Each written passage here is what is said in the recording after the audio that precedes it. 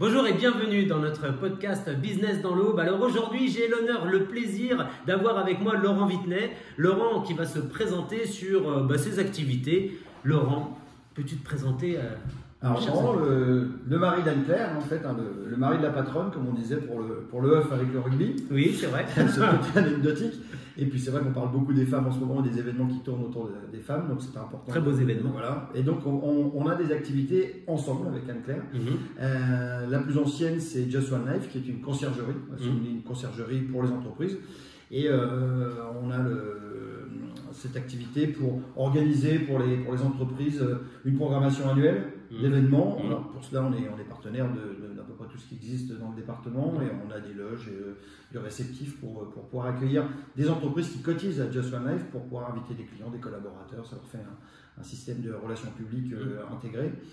Et puis on produit aussi des choses, dont un festival par exemple de musique classique qui s'appelle le Just Classic Festival, qui va prendre cette année ses quartiers du 15 au 30 septembre, grosso modo. Et c'est une 7e édition qui prend vraiment de plus en plus d'ampleur, avec presque 40 concerts dans tout le département, etc. Et puis depuis 4 ans et demi, on va fêter notre 5e anniversaire en juin. On a l'agence de marketing territorial Ambassadeur, qui aujourd'hui regroupe plus de 500 personnes, on va être certainement 600 dans l'été. Et l'idée, c'est de parler de tout ce qui se fait un petit peu dans le département, avec 3 axes majeurs de stratégie, de relais d'information, de monde public et politique, les gros investissements faits par le département ou les métropoles. Et on parle de tourisme, on parle du monde étudiant. On a donc en 2e axe d'intérêt, c'est le programme Pépite, avec 3 programmes en 1, les sportifs, avec parrain Benjamin Nivet, le monde des arts avec Michel Caillouet qui fait le cœur 2-3 avec Anne-Claire et son occupe pour mettre un peu en lumière ceux qui ont plutôt dans le milieu des graffeurs, des peintres, des sculpteurs, des artistes. Culturel. Et les 3e, c'est ceux des artistes qui montent sur scène. Donc là, le parrain, c'est Clément Meunier. Et là, ce sont plutôt les musiciens, les artistes, les humoristes comme Marie Tural, par exemple. Et donc voilà, ce programme Pépite vit bien. Et pour que tout ça se voit, en fait, le 3e axe stratégique d'Ambassadeur, c'est la communication. Donc la communication, c'est les réseaux sociaux, sont des émissions radio qui s'appellent les rendez-vous des ambassadeurs, c'est des mensuels, des trimestriels avec Canal 32, ça s'appelle le rendez-vous des ambassadeurs. Donc là, c'est une émission avec 3 invités, on va faire des choses un petit peu événementielles avec cette émission qui va avoir 5 ans aussi, du coup. Et puis un agenda auquel tous les ambassadeurs peuvent participer gratuitement, donc avec plein de rendez-vous différents, qui peuvent d'envergure ou des petits rendez-vous, des choses pas spécialement avec des grands feux d'artifice. On essaie de dire tout ça existe.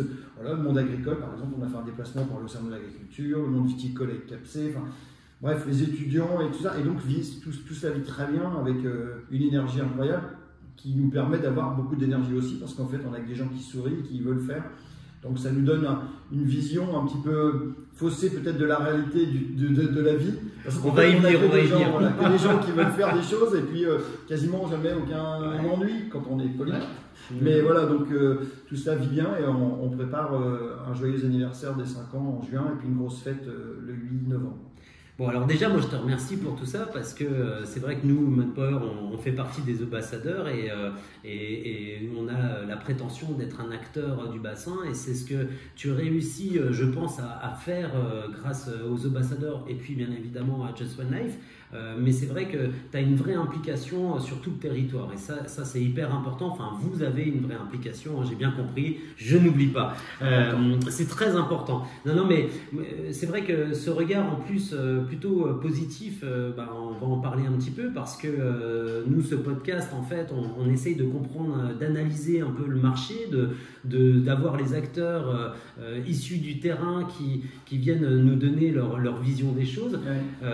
On sait que 2024, alors on sait, en tout cas 2024 démarre difficilement dans certains domaines. Toi, quelle est ta vision du marché et que peux-tu donner comme conseil, comme tips voilà.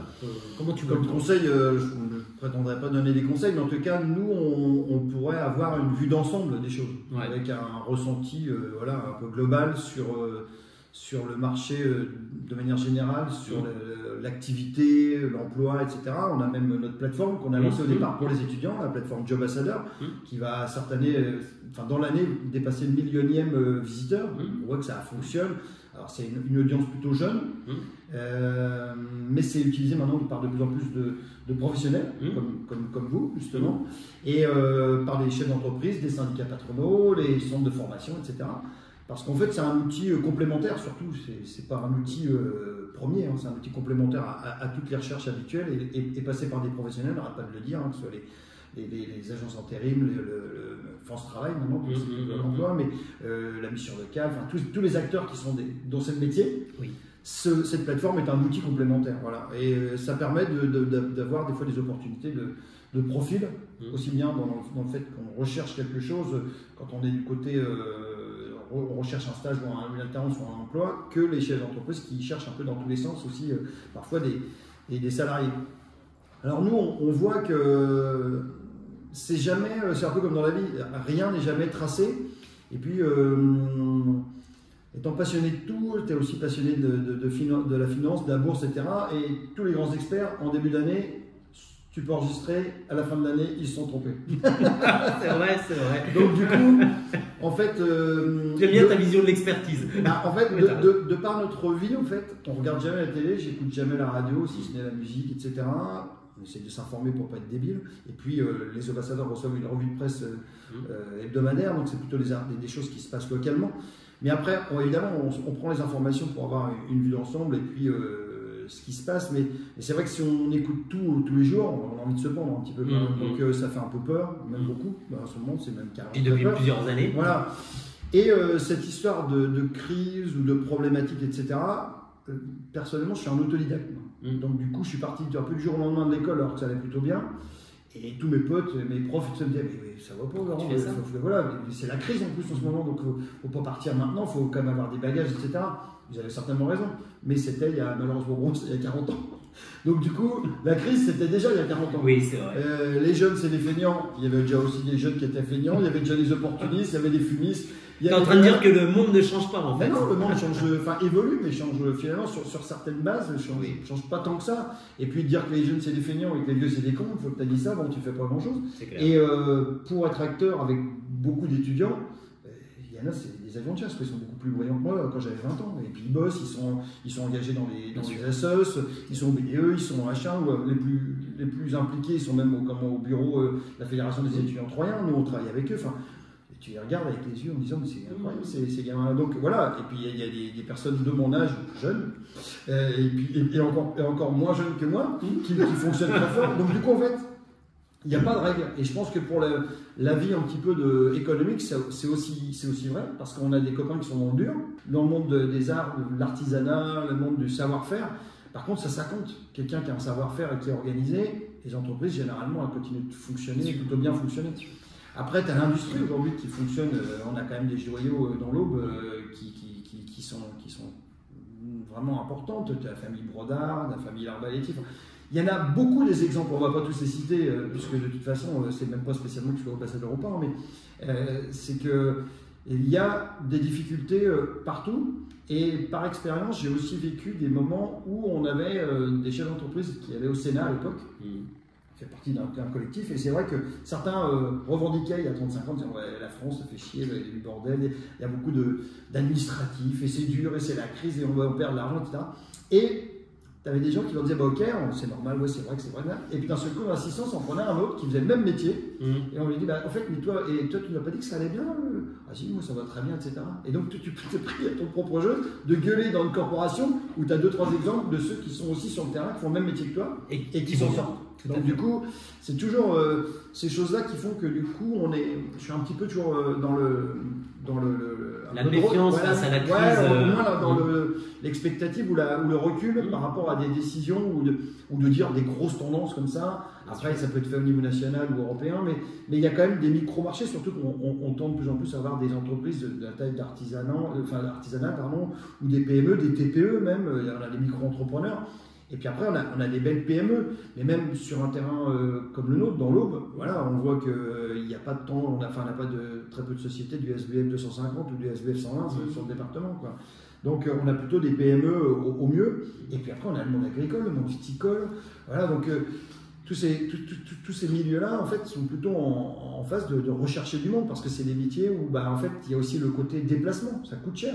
Quand on voit les demandes que l'on a, nous, par rapport à la plateforme, bah, parfois, quand c'est loin, si le salaire n'est pas super valorisé, bah, en fait, le fait de trouver, bah, déjà, quand tu n'as pas trop de ronds, avoir une voiture, l'assurer, mettre du carburant, etc., s'il n'y a pas de défraiement et tout, ça peut être c'est un vrai frein. La mobilité, c'est un vrai frein, quoi. Les problèmes de mobilité, parce que c'est vrai, quand on parle du territoire aubois, souvent on pense à Troyes, mais ce n'est pas que Troyes, c'est Bar-sur-Aube, c'est Bar-sur-Seine, c'est pas Troyes ambassadeurs, on est ambassadeurs. On est ambassadeurs, non mais c'est vrai. Et les problèmes de mobilité, c'est quelque chose, nous, chez Manpower, pour lequel on est largement confrontés. Et les élus font des choses, mais c'est vrai qu'il y a encore beaucoup de choses à faire, en effet, parce que ça fait partie des difficultés, en gros, du territoire. Ça ne veut pas dire pour autant qu'il n'y a pas de solution. Moi, ce que je retiens dans ce que tu dis, et ce qui est pour moi hyper intéressant, c'est que malgré les changements, le fait qu'on ait besoin de peut-être plus d'adaptabilité, d'agilité, en fait, ce qui compte, c'est quand même les attitudes et le comportement de chacun, quoi. En fait, je pense que tu es plus expert que moi sur le côté emploi, mais ce que l'on entend souvent autour d'une bière ou dans des réunions professionnelles, c'est qu'en fait, les gens, ceux qui cherchent des salariés, cherchent des gens qui ont un savoir-être, qui viennent bosser, et puis voilà.